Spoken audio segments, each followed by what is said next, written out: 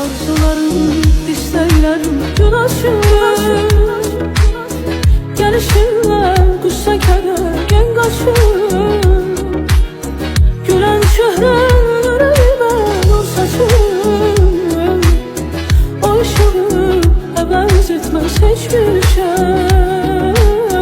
Sən ömrümün cənnəti, sən bir dənəm.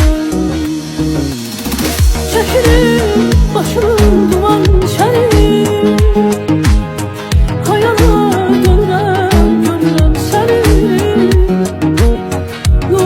Bitmişsən zülmət gecəmi, yanağımda quruyubdur baharım.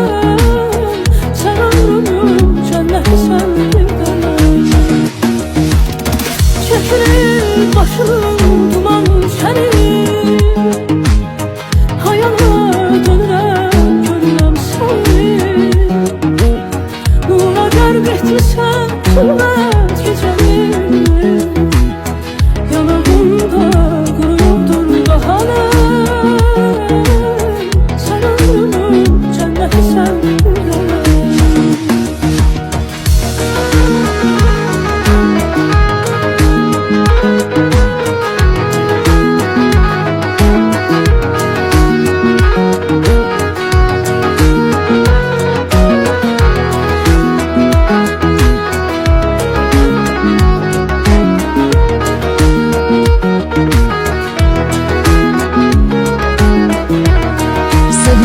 Yaşamlar çekilir başımın duman içəri.